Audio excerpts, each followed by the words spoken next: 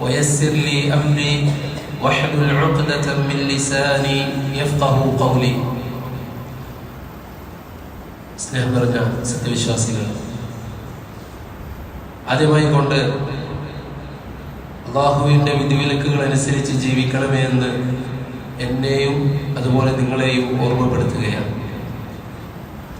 അല്ലാഹു സുബ്ഹാനഹു വ തആല മനുഷ്യരെ സൃഷ്ടിച്ചയച്ചിട്ടുള്ളത് തൗഹീദ് യാഥാർത്ഥ്യമാക്കാൻ വേണ്ടിയാണ്. അള്ളാഹുവിനെ മാത്രമേ ആരാധിക്കുകയുള്ളൂ. അതായത് ആദം അലൈഹിസ്സലാത്തു വസ്സലാമിന്റെ ദുർരിയത്തിനെ അള്ളാഹു ഒരു സാക്ഷ്യം വഹിപ്പിച്ചിട്ടുണ്ട്. അല്ലാഹു സുബ്ഹാനഹു വ തആല അവരോട് ചോദിക്കുന്നുണ്ട്, നിങ്ങളുടെ റബ്ബ് ഞാൻ തന്നെയല്ലേ എന്ന്. അവരെല്ലാം ഉറപ്പു പറഞ്ഞു, അതെ അള്ളാഹുവേ നീ തന്നെയാണ് നമ്മളുടെ റബ്ബ്. അതിനെ യാഥാർത്ഥ്യമാക്കാൻ വേണ്ടിയാണ് അല്ലാഹു സുബ്ഹാനഹു വ തആല മനുഷ്യരെ സൃഷ്ടിച്ചയച്ചിട്ടുള്ളത്. അല്ലാഹു പറഞ്ഞു, വമാ ഖലഖതുൽ ജിന്ന വൽ ഇൻസ ഇല്ലാ ലിയഅ്ബുദൂൻ. മനുഷ്യരെയും ജിന്നുവർഗത്തെയും മനുഷ്യവർഗത്തെയും നാം സൃഷ്ടിച്ചിട്ടില്ല, ഇല്ലാ ലിയഅ്ബുദൂൻ, അവർ എന്നെ ആരാധിക്കാൻ വേണ്ടിയല്ലാതെ.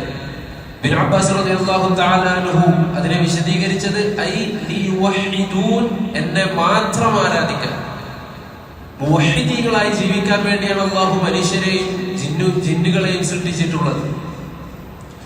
അതുകൊണ്ട് തന്നെ ആദം അലൈഹിസ്സലാത്തു വസ്സലാം മുതൽ എല്ലാവരും തൗഹീദിലായിരുന്നു, മുവഹിദീകളായിരുന്നു. ആദം അലൈഹിസ്സലാത്തു വസ്സലാമിന്റെ മക്കളും അവരുടെ മക്കളും അങ്ങനെ 1000 വർഷത്തോളം 10 നൂറ്റാണ്ടുകളോളം എല്ലാവരും തൗഹീദിലായിരുന്നു, മുവഹിദുകളായിരുന്നു.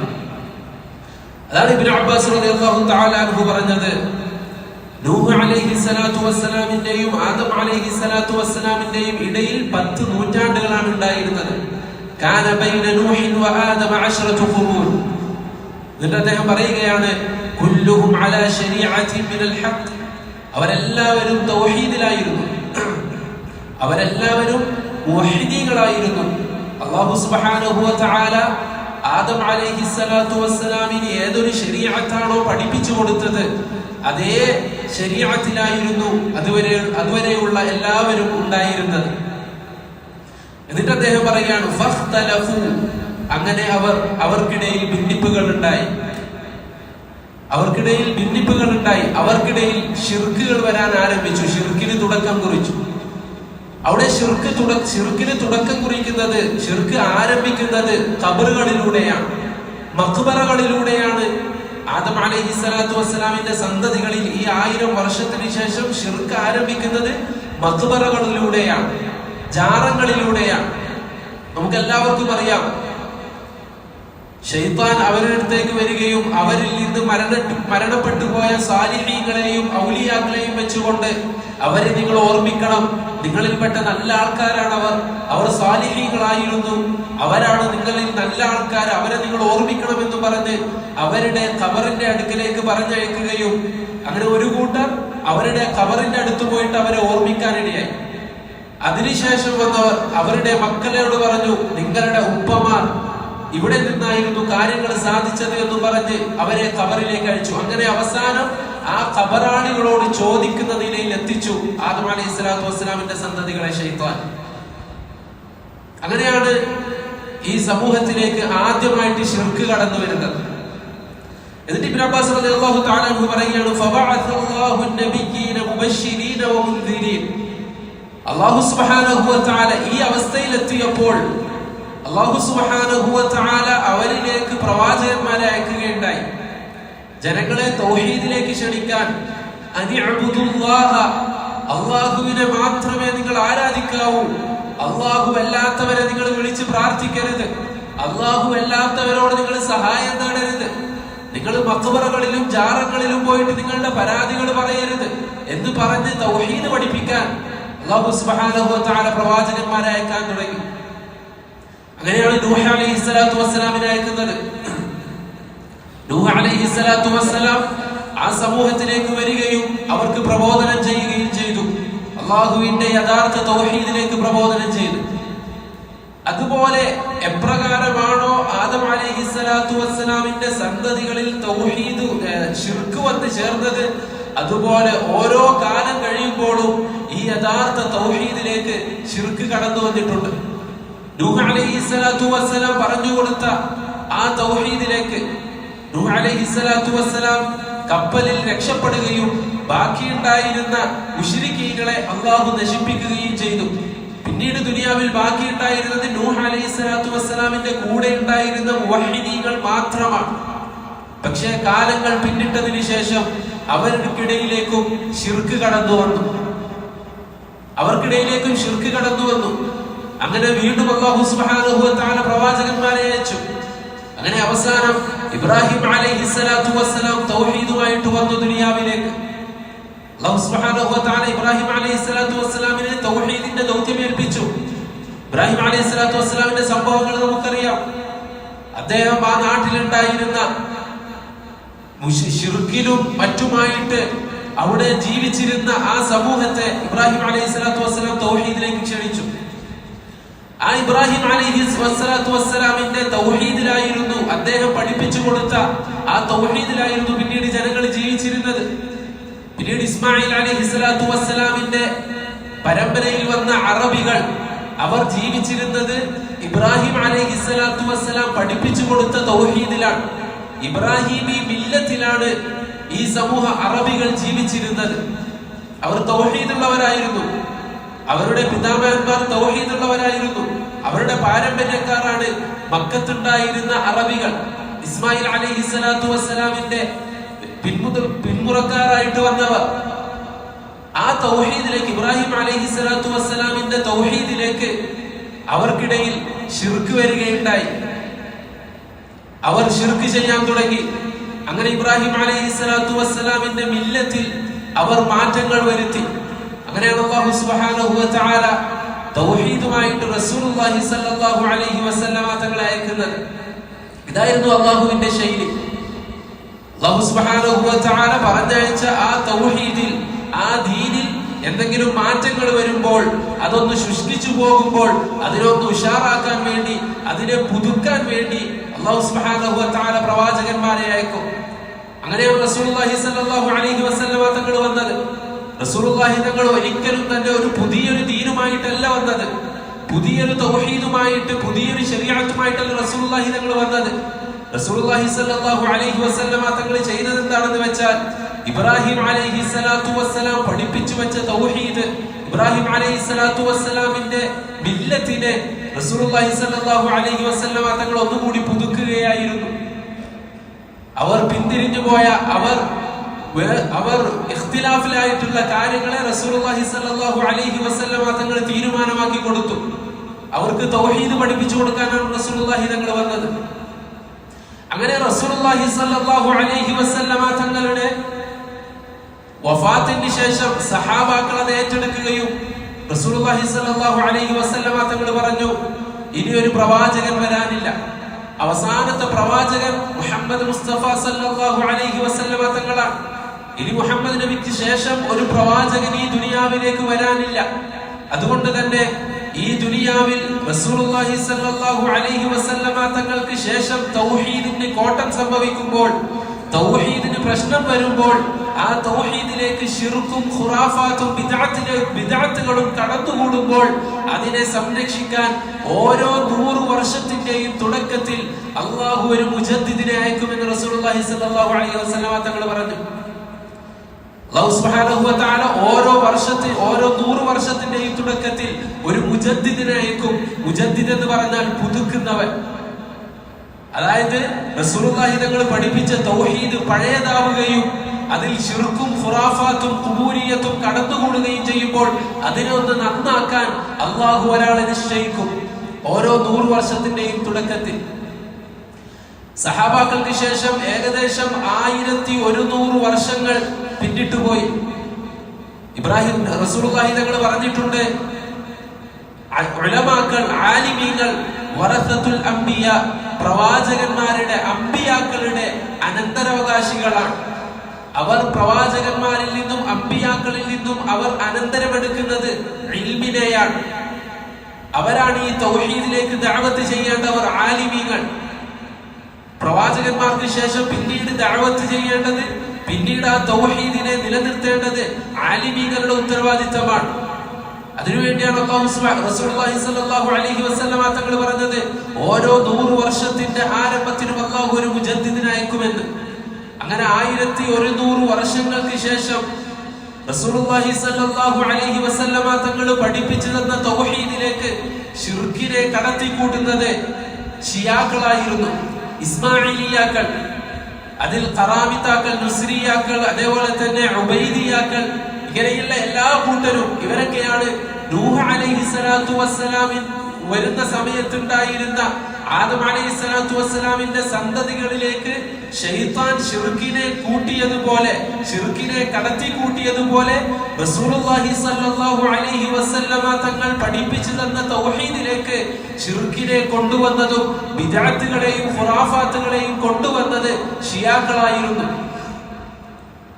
അങ്ങനെ ഷിയാക്കൾ അന്ന് 1100 വർഷം തികയുമ്പോൾ റസൂലുള്ളാഹി സ്വല്ലല്ലാഹു അലൈഹി വസല്ലമ തങ്ങളുടെ വഫാത്തിന് ശേഷം 1100 വർഷം തികയുമ്പോൾ ഈ ദുനിയാവിൽ പ്രത്യേകം ജസീറത്തുൽ അറബിന്റെയും മറ്റ് നാടുകളുടെയും അവസ്ഥ എന്ന് പറഞ്ഞാൽ, ഓരോ നാടിനെയും ഓരോ ഭരണാധികാരികൾ, അതേപോലെ തന്നെ തൗഹീദ് എന്ന് പറയാൻ ഒന്നുമില്ലാത്തൊരവസ്ഥ.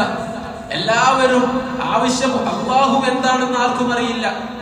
അല്ലാഹു എന്താണെന്ന് ആർക്കും അറിയില്ല. അല്ലാഹു എന്നാൽ നമുക്ക് നേരിട്ട് എത്തിച്ചെല്ലാൻ പറ്റാത്തൊരു സംഭവമാണ്. അല്ലാഹുവിലേക്ക് നമുക്ക് നേരിട്ട് എത്തിച്ചെല്ലാൻ പറ്റൂല. അല്ലാഹുവിനോട് നമുക്ക് നേരിട്ട് ചോദിക്കാൻ പറ്റൂല. അതിനാരെങ്കിലൊക്കെ ഇടയിൽ വേണം.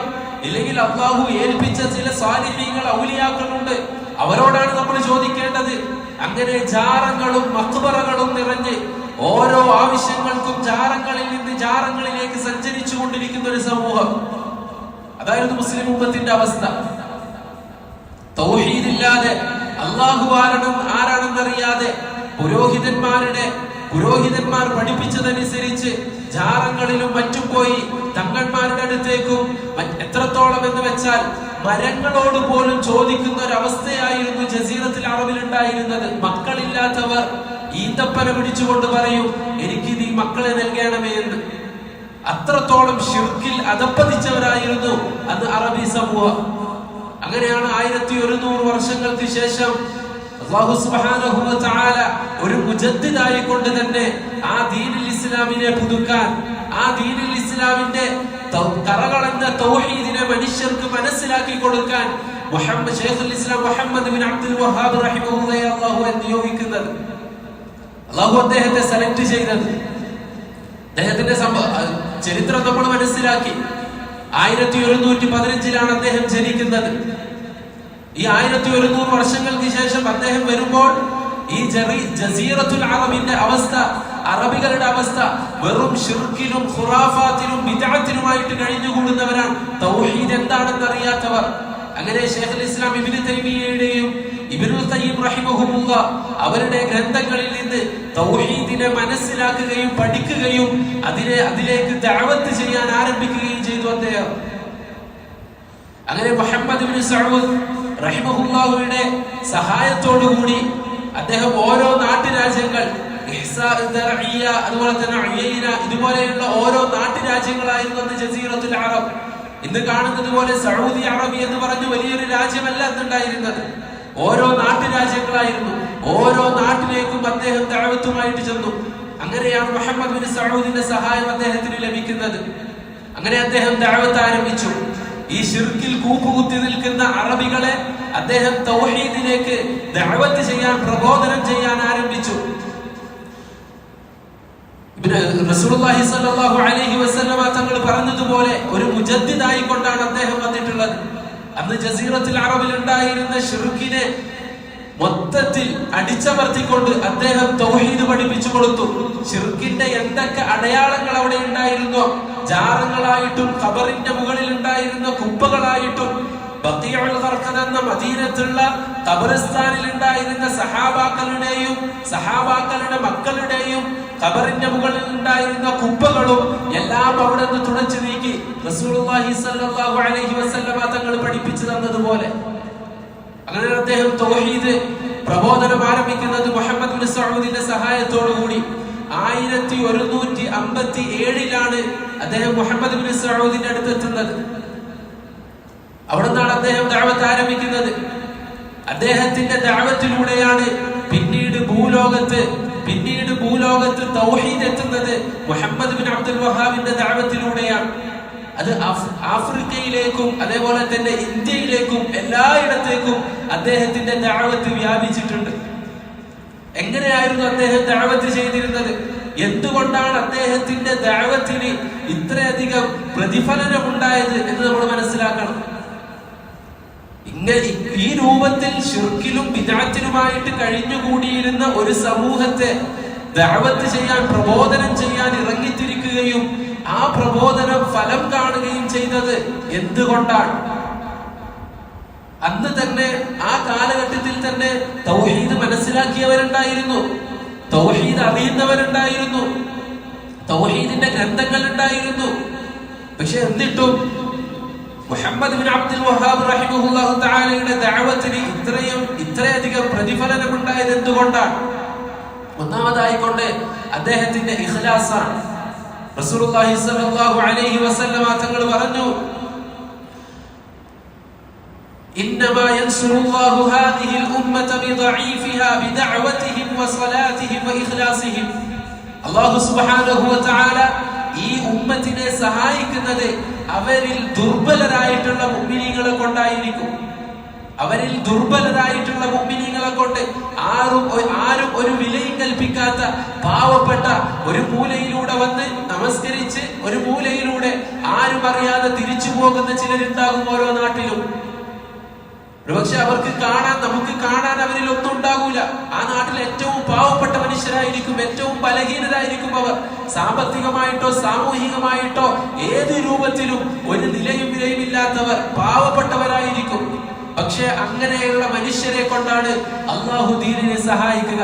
നമുക്ക് മുസ്ലിം ഉമ്മത്തിന് സഹായം ലഭിക്കുന്നത് അങ്ങനെയുള്ളവരെ കൊണ്ടാണ്. അവരുടെ നമസ്കാരം കൊണ്ടും അവരുടെ ദുആ കൊണ്ടും അവരുടെ ഇഖ്ലാസ് കൊണ്ടുമാണ് അള്ളാഹുവിന്റെ സഹായം ലഭിക്കുക മുസ്ലിം ഉമ്മത്തിന്. അതുകൊണ്ട് ഇഖ്ലാസ് ഇല്ലാത്ത, അള്ളാഹുവിനു വേണ്ടി അല്ലാതെ നമ്മൾ ഒരു പണിയെടുക്കുന്നുണ്ടെങ്കിൽ അതിന് പ്രതിഫലനം ഉണ്ടാവില്ല. അത് എത്ര വലിയ ദഅവത്ത് ചെയ്യുന്ന ദാഇയാണെങ്കിലും ശരി, ദഅവത്തിന്റെ പേരും പറഞ്ഞ് ഏത് രൂപത്തിൽ പണിയെടുക്കുന്നവരാണെങ്കിലും എത്ര പരിശ്രമിക്കുന്നവരാണെങ്കിലും ഇഖ്ലാസ് ഇല്ലെങ്കിൽ, അള്ളാഹുവിന് വേണ്ടിയല്ല അവൻ പരിശ്രമിക്കുന്നത് എങ്കിൽ അതിനൊരു പ്രതിഫലനവും ഉണ്ടാകുകയില്ല. അതുകൊണ്ട് നമ്മൾ എന്തൊരു കാര്യം ചെയ്യുമ്പോഴും നമുക്ക് ആദ്യം വേണ്ടത് ഇഖ്ലാസാണ്.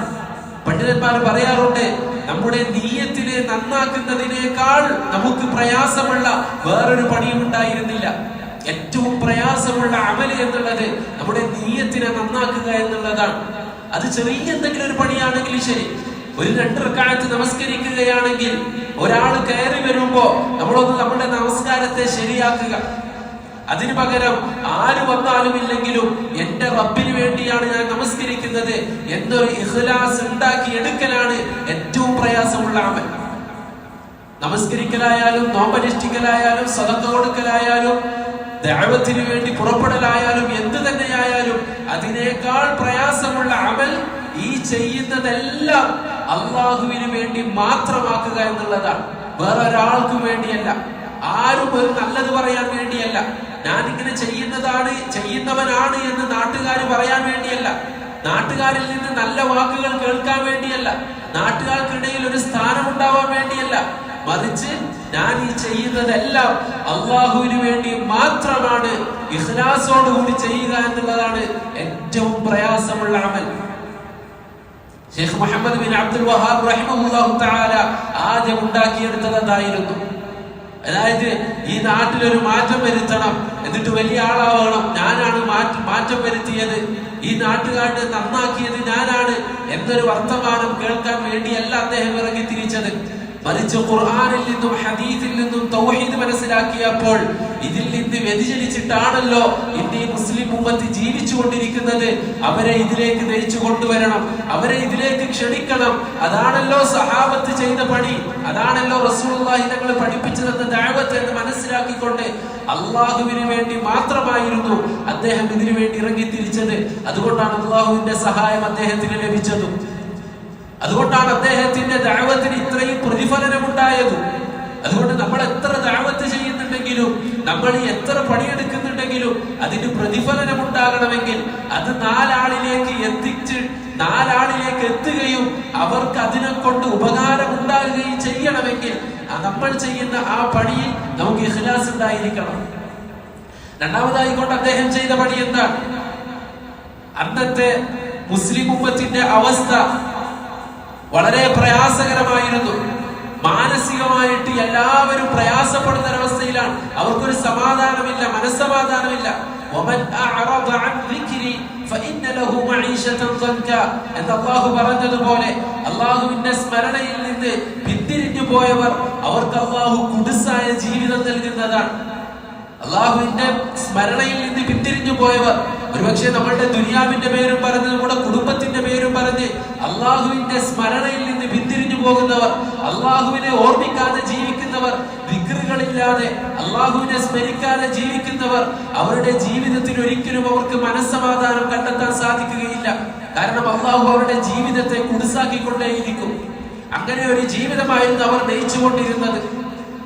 അതായത് ശിർക്കിലും ഖുറാഫാത്തിലും അകപ്പെട്ടുകൊണ്ട് ജാറങ്ങളിൽ നിന്ന് ജാറങ്ങളിലേക്ക് പോയിക്കൊണ്ടിരുന്ന സമയം അവരുടെ പ്രശ്നങ്ങൾക്ക് പരിഹാരം കാണാൻ സാധിക്കുന്നില്ല.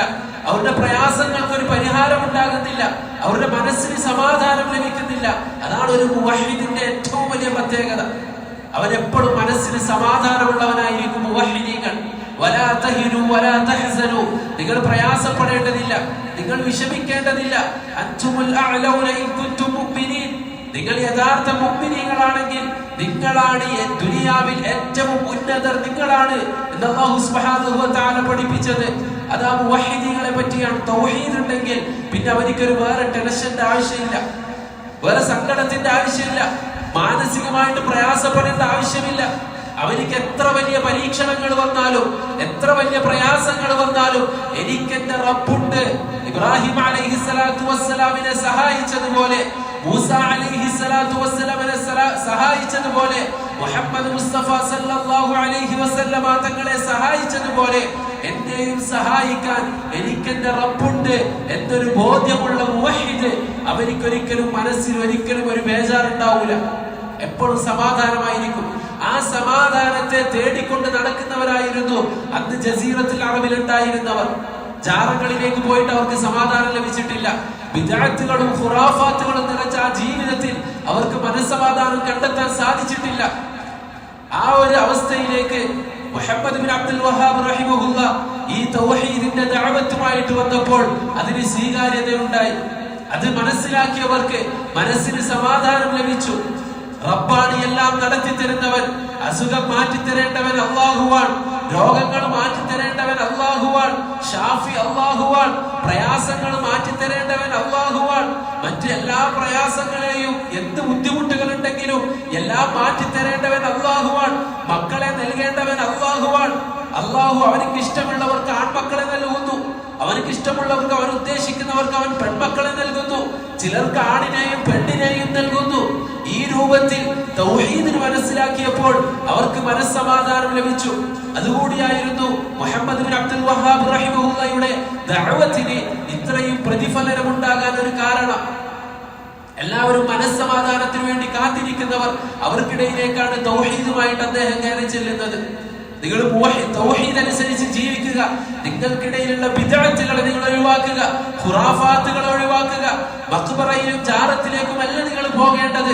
നിങ്ങൾ അല്ലാഹുവിലേക്ക് മടങ്ങുക, അല്ലാഹുവിനോട് പ്രശ്നങ്ങൾ പറയുക, അല്ലാഹുവിനോട് പരാതികൾ പറയുക, അല്ലാഹുവിനോട് രോഗശമനം നേടുക എന്ന് പറഞ്ഞ് Shaikh Muhammad bin Abdul Wahhab റഹിമഹുല്ലാഹ് കയറി വന്നപ്പോൾ അവർക്ക് മനസ്സിന് സമാധാനം ലഭിച്ചു.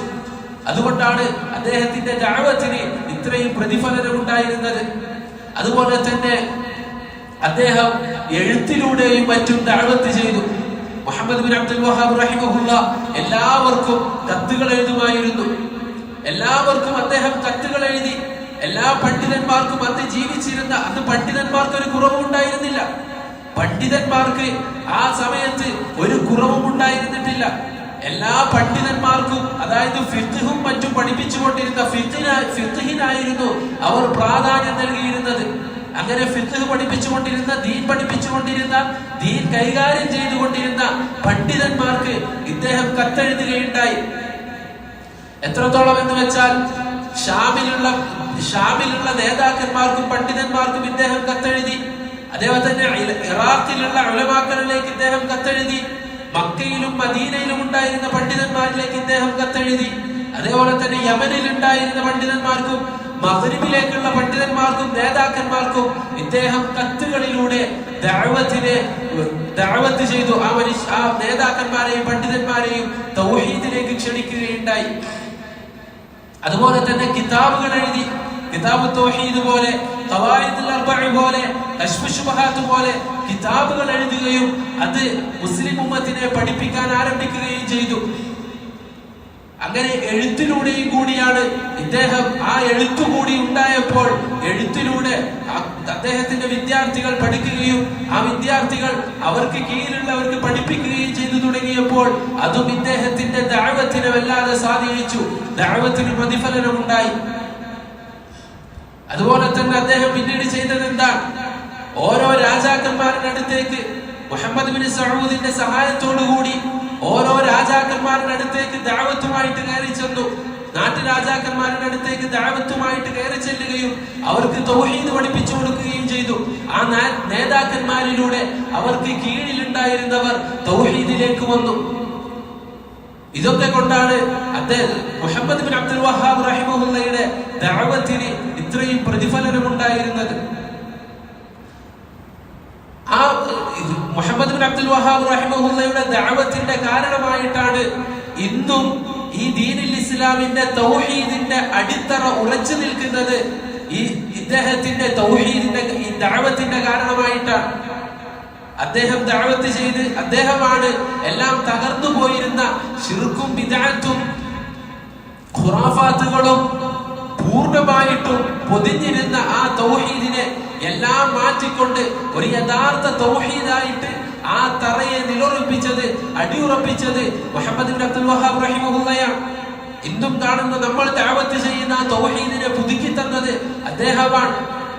അതേപോലെ തന്നെയാണ് ഇന്ന് പഠിപ്പിച്ചുകൊണ്ടിരിക്കുന്ന യഥാർത്ഥ തൗഹീദ്, കലർപ്പില്ലാതെ, ബിദ്അത്തുകളില്ലാതെ, ശിർക്കുകളില്ലാതെ ഒരു യഥാർത്ഥ തൗഹീദിനെ ഇന്നും പഠിപ്പിച്ചുകൊണ്ടിരിക്കുന്നത്, ഇന്നും നിലനിന്നു പോകുന്നത് അദ്ദേഹത്തെ പോലുള്ള പണ്ഡിതന്മാരുടെ കിതാബുകളും അവരുടെ പഠനങ്ങളും അവർ പഠിപ്പിച്ചു തന്നതും അനുസരിച്ചിട്ടാണ്.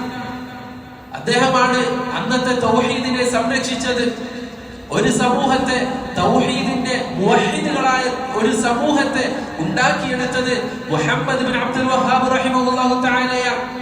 അതുകൊണ്ട് പ്രിയപ്പെട്ടവരെ, അദ്ദേഹത്തെ പറ്റി നമ്മൾ പഠിക്കണം. അദ്ദേഹത്തിന്റെ ദഅവത്തിനെ പറ്റി നമ്മൾ പഠിക്കണം.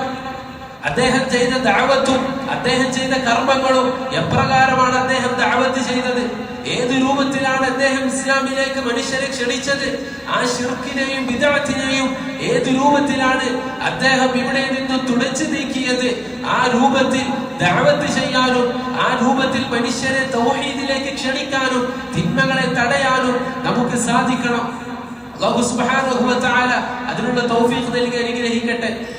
ഇദ്ദേഹത്തെ പോലെയുള്ള പണ്ഡിതന്മാരെ പറ്റി, തൗഹീദിന്റെ വാഹകരായിട്ടുള്ള പണ്ഡിതന്മാരെ പറ്റി പഠിക്കാനും അവരെ പറ്റി പ്രചരിപ്പിക്കാനും അവരുടെ കിതാബുകളുടെ ദർസുകൾ നടത്താനും ആ കിതാബിലുള്ളത് ഇന്ന് ദഅവത്ത് തൗഹീദ് എന്താണെന്നറിയാതെ അവരുടെ പ്രയാസങ്ങൾ തീർക്കാൻ, അവരുടെ രോഗങ്ങൾ മാറ്റാൻ ജാറങ്ങളിലേക്കും മറ്റും അഭയം തേടുന്ന മനുഷ്യർക്ക് ഈ തൗഹീദ് പഠിപ്പിച്ചു കൊടുക്കാൻ നമ്മൾ ഇദ്ദേഹത്തിന്റെ കിതാബുകളും മറ്റും നമ്മൾ പഠിക്കണം, അത് പഠിപ്പിച്ചു കൊടുക്കണം. എങ്കിൽ മാത്രമേ ഈ തൗഹീദിലേക്ക് നമുക്ക് മനുഷ്യരെ, ഇന്ന് വഴിതെറ്റി പോയിട്ടുള്ളവരെ ഒരുമിച്ച് കൂട്ടാൻ നമുക്ക് സാധിക്കുകയുള്ളൂ. അതിനാണ് നമ്മൾ ഇങ്ങനെയുള്ള പ്രോഗ്രാമുകൾ നടത്തുന്നത്. ഇങ്ങനെയുള്ള പണ്ഡിതന്മാരെ പറ്റിയും അവരുടെ കിതാബുകളെ പറ്റിയും ചർച്ച ചെയ്യാനും പഠിക്കാനും അത് മാലോകരിലേക്ക് എത്തിക്കുക എന്നുള്ളത് കൂടിയാണ് നമ്മളുടെ ഉദ്ദേശം. അല്ലാഹു സുബ്ഹാനഹു വ തആല ഇതനുസരിച്ച് അമൽ ചെയ്യാനും അതേ രൂപത്തിൽ അതിലേക്ക് ദഅവത്ത് ചെയ്യാനും നമുക്ക് തൗഫീഖ് നൽകി അനുഗ്രഹിക്കട്ടെ. വഅഖൂലു ഖൗലി ഹാദാ അസ്തഗ്ഫിറുല്ലാഹ ലി വലക്കും വലിജമീഇൽ മുസ്ലിമീന വൽ മുസ്ലിമാത്ത്. അസ്സലാമു അലൈക്കും വറഹ്മത്തുള്ളാഹി വബറകാതുഹു.